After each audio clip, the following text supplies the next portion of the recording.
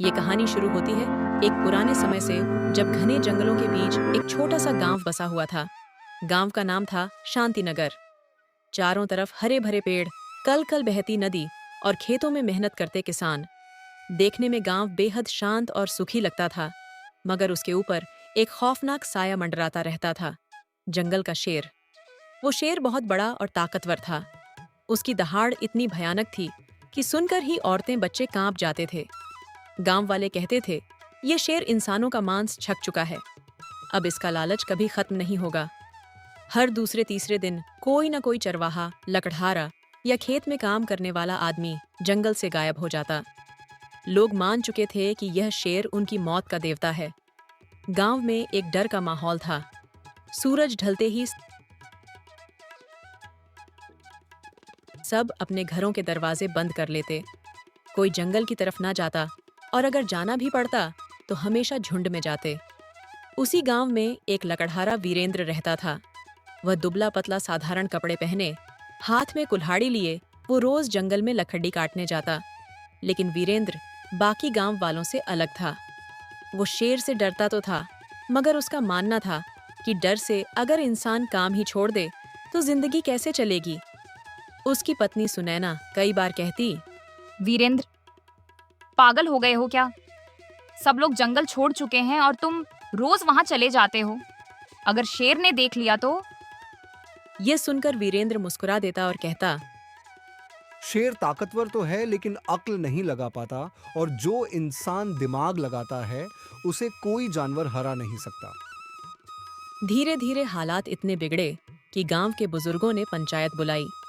सब लोग इकट्ठा हुए और बोले, अगर ऐसा ही चलता रहा तो पूरा गांव खाली हो जाएगा। हमें कोई रास्ता निकालना होगा। किसी ने सुझाव दिया, हम सब मिलकर शेर को मार डालते हैं।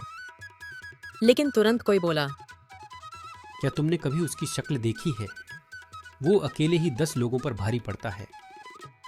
कुछ लोग बोले, चलो गांव छोड़कर कहीं और चलें। मगर बुजुर्गों ने कहा, ये जमीन हमारे पूर्वजों की है, इसे छोड़कर कहाँ जाएंगे? बहुत बहस हुई, मगर कोई नतीजा नहीं निकला। गांव का माहौल और डरावना हो गया। पंचायत खत्म होने के बाद वीरेंद्र घर लौटते समय सोचने लगा, क्या सचमुच शेर से डरकर भाग जाना ही समाधान है?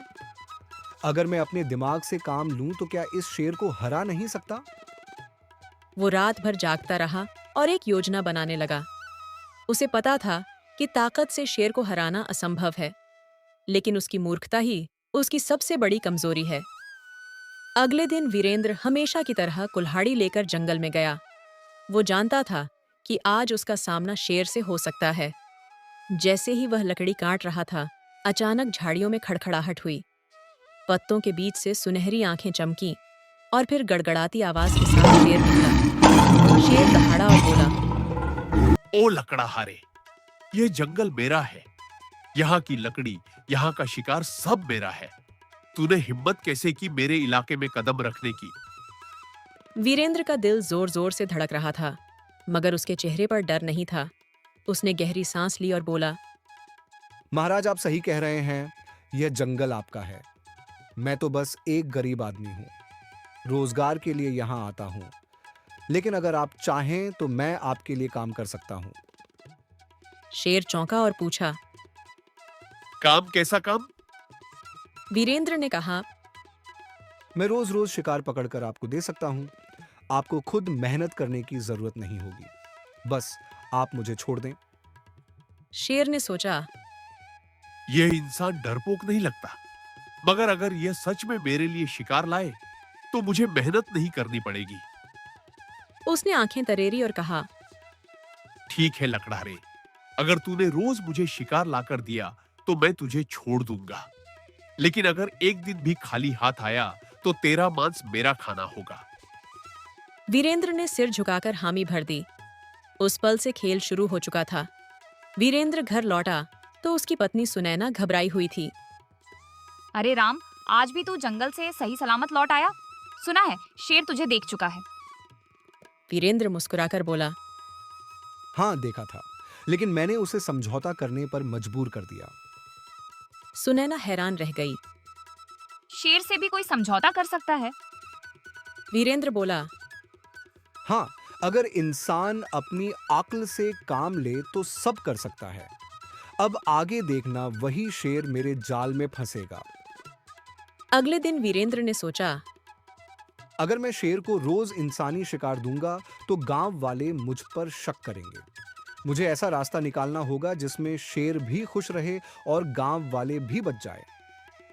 उसने शेर के लिए एक मोटी तगड़ी बकरी पकड़कर ले गया। शेर ने बकरी देखते ही दहाड़ लगाई। वाह लकड़हारे, तूने तो मजा दिला दिया। अब तू वाकई मेरा आदमी है। वीरेंद्र ने हाथ जोड़कर कहा, महाराज, मैं तो बस आपकी सेवा कर रहा हूं, लेकिन ध्यान रहे, असली ताकत सिर्फ आपके पास है। सही कहा, जंगल का राजा मैं हूं। तुझे मैं इसलिए छोड़ रहा हूं क्योंकि तू मेरी सेवा करता है। वीरेंद्र मन ही मन मुस्कुराया। यही तो इसकी कमजोरी, घमंड और मूर्खता है।